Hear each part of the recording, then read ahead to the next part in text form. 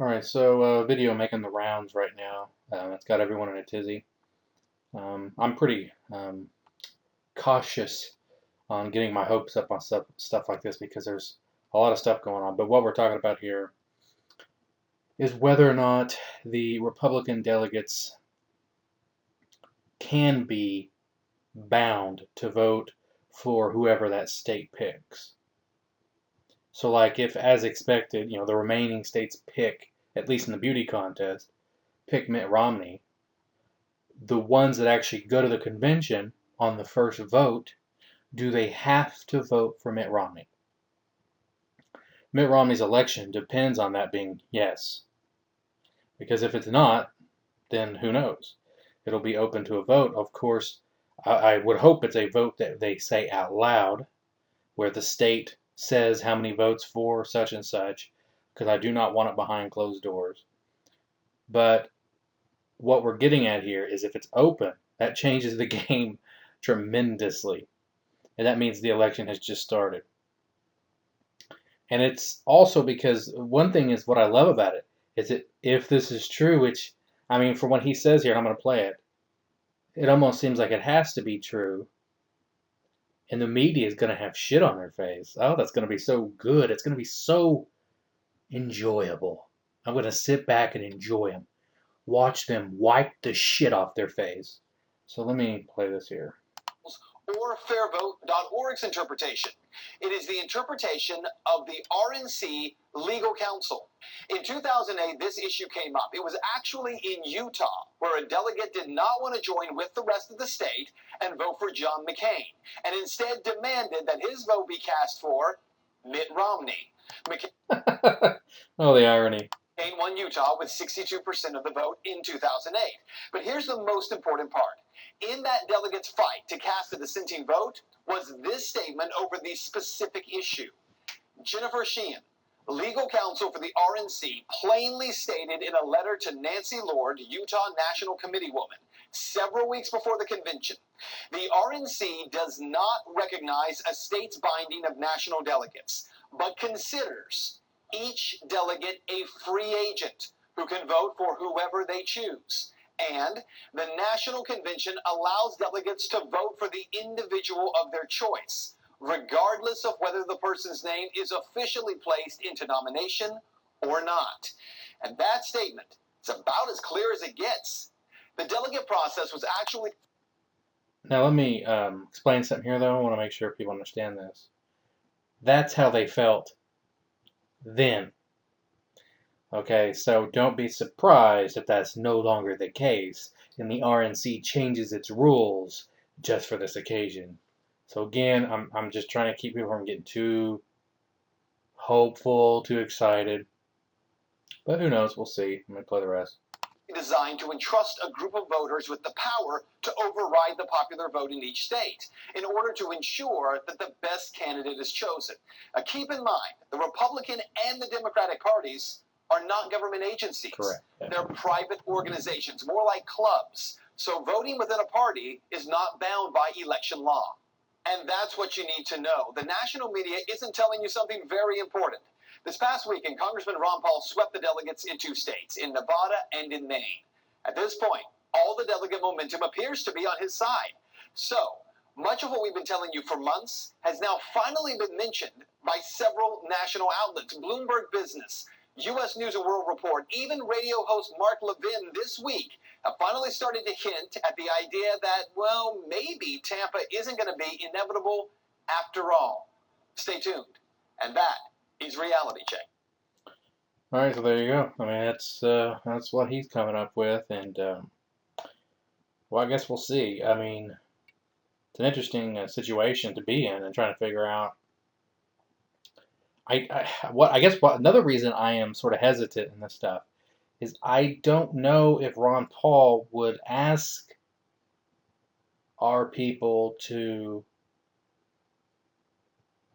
do this. Do you know what I mean? I mean, I'm getting the impression that they don't want to piss anyone off. So there's sort of this line in the sand, I guess you could say, that the Paul campaign doesn't want to cross. And as everyone keeps asking, I don't understand why they don't want to cross it. I mean, I don't understand it because it doesn't make any sense to me. And what are they going to? There's nothing Mitt Romney has that they want.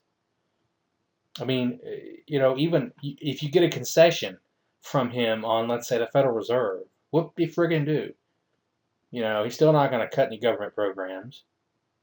He's still not going to only go to war with a declaration of war.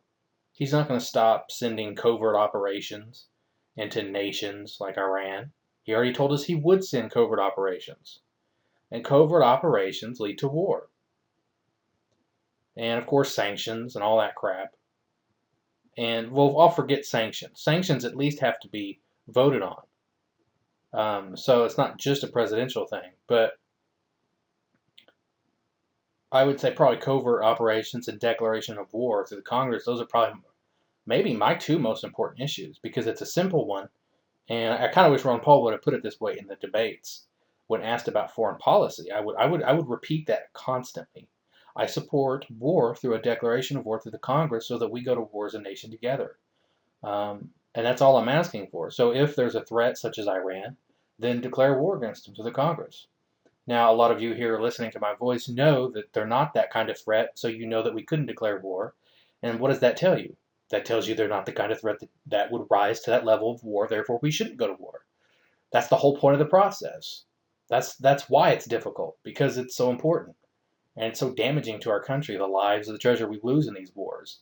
And that's why it must be chosen through Congress and declared through Congress.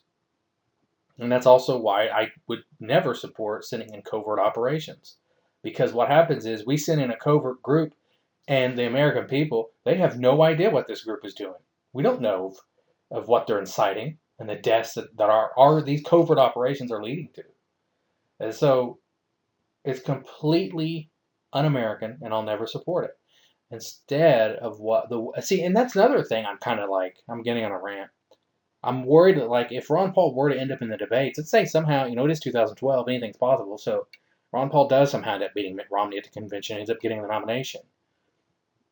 And he's debating Obama, and I'm worried that he's going to have to get better in order to beat Obama. I mean, it's just the truth is, I firmly believe that with a debate coach who understands Ron Paul's principles, I firmly believe he could have won this nomination, and even in the beauty contest.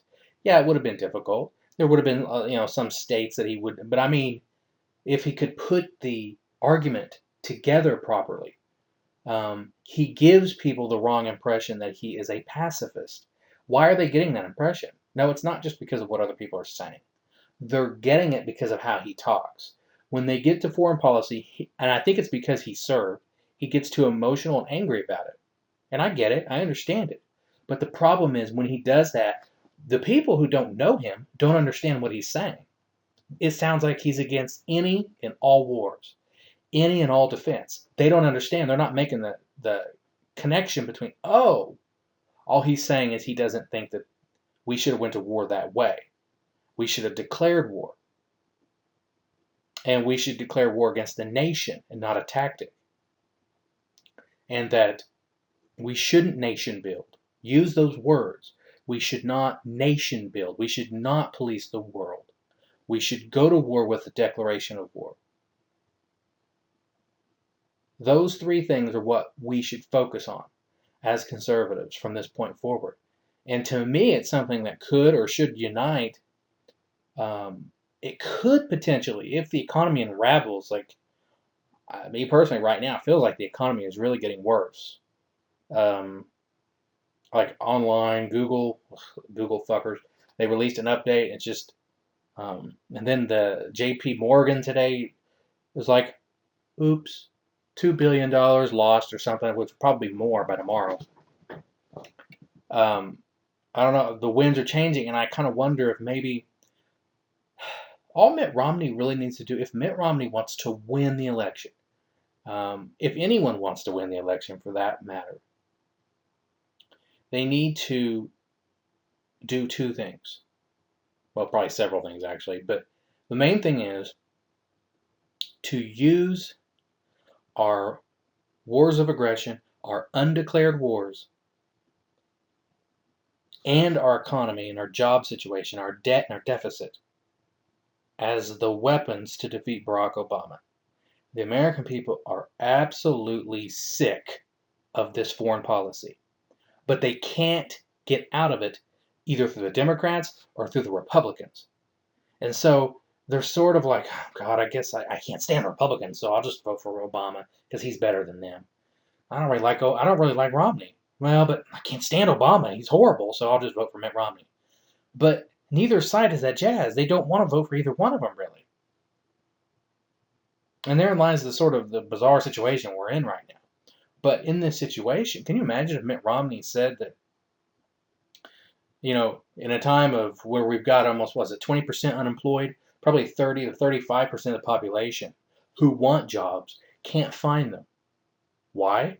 And this is something no one ever talks about. I know about this too, when someone becomes, quote, unemployed for a very long time, they go to fill out an application and it says, list your previous employer. And they go back and they start thinking, well, that was 5 fucking years ago. And then you get discouraged, like, oh, crap. And then it's 5 years ago, so then you can't remember what's their address, what's their phone number. And then it asks for a reference. You're like, well, if they call them, how are they gonna know who I am? They probably got different people working there. And then it asks for references. Well, these people who have been underemployed, it's a catch-22. They can't get a job because they've been unemployed for so long. It's like when you're a teenager and you're wanting to get your first credit card and you can't because you don't have credit. That's what it reminds me of. And no one ever talks about it. And it's the reason that I had to become self-employed. I just said, fuck it. I'll just do whatever I have to do. Because I gotta eat. Look at me. I don't want to start getting malnourished. So I don't even know what I was talking about or how I got to that conversation. But anyway, so there's just a lot of shit going on right now. That's all there is to it. And by the way, I'm using Camtasia Studio for this, so I am here. It's just taking a picture of this screen. But with Camtasia Studio, I can do longer videos than I can. I was using something called Jing to record it. And Jing makes the Camtasia Studio, so it was like a 5-minute limit. Why? Because they wanted you to buy Camtasia. Actually, they're getting rid of Jing too, some fuckers. I loved Jing though because it was so easy to upload to YouTube. It worked real quick. I'd click submit and it would go upload and be done with it.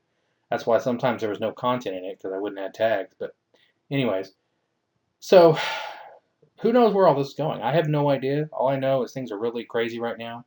But I still believe that right now the person, whoever's going to win, is going to be someone who can talk about only going to war with the declaration of war, stop the warmongering, reduce deficit, reduce spending, cut spending, cut. And then I would even go a lot further than that. I would try to attack in people's minds. You need to do a couple of things. You need to make them think that if I vote for him, I see the path towards a somewhat better, maybe not perfect, but a better future. I see a path of reducing government deficits. And then I see someone who will protect us if we're attacked. And the way you do that is to say that in order to protect us, we should only go to war with a declaration of war. We do need to, get rid of the Department of Education and let the states handle it. Me personally, I would cut spending drastically at the federal level, and then I would try to work to maybe for a year or two suspend the income tax in an effort to increase employment, to give people, of course, more money to spend to spur the economy, and of course to give them a taste of what it's like to not have to have $1, $2, $3, $4, $5, $6, $7, $800, whatever it may be, stolen from your paycheck every 2 weeks or whatever. And can you imagine running on that? They wouldn't know what to do. I would also, of course, I would work to repeal the minimum wage. There's absolutely no need for a federal minimum wage. Period. End of discussion. Obamacare, I guess you'd have to get rid of the mandate, strip away the mandate if the Supreme Court doesn't do it first. These are the issues and that's sort of another thing I was kind of frustrated with Ron Paul on is Mitt Romney understands how stupid we are, how stupid the voters are.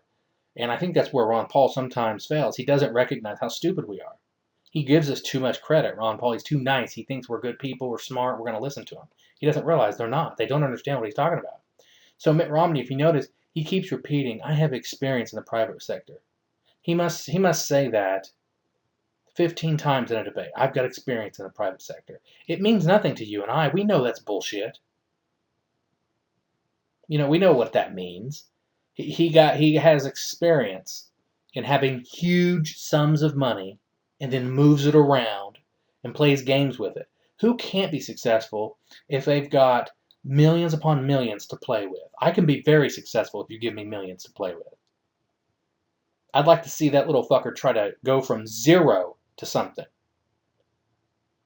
You can't do it unless you have the bankers and the people on your side, your little family members, your wealthy family members. It's just bullcrap. But we know that. But most voters don't. They think, well, he's got a good point. He's very good. He's very good on the economy. Why? What's he going to do? You think he's going to go out there and build fucking widgets? Oh, wow, we made $1 billion this month for the government. I mean, it's just stupid. I mean, what is Mitt Romney going to do for the economy? I hear crickets chirping. What is Barack Obama going to do to help the economy? Well, besides Julia. All right, so anyway, I got to stop this video. I'm going on way too long here. So, I guess I put the linkage below. I guess if you want to see the rest of it, you pretty much saw it all, of Ben Swanage here, who's probably getting a lot of man crushes right now, and female crushes for that matter. So you can check the video out in the description below. It'll be interesting to see. I went ahead and drudged it, and I sent it to Hot Air to piss them off. They probably won't post it. Because, I don't know, I'm sort of torn on actually letting people know about it, because it's almost kind of like cool if you don't tell people about stuff like this, because then they're like, damn, they have no idea. But if this starts to get out, I'm wondering if you won't see Fox News go on the assault. And talk radio and Fox News will start to go on the assault, and you will see things you will not believe. You'll have Rush Limbaugh talking about, we've got to get people out to these, meetings. We got to get Mitt Romney supporters out to these. They got to vote for Mitt Romney, or we're going to have Ron Paul at the convention. I mean, they're going to be going ape shit. They're going to assassinate him. All right, I got to calm down. See ya.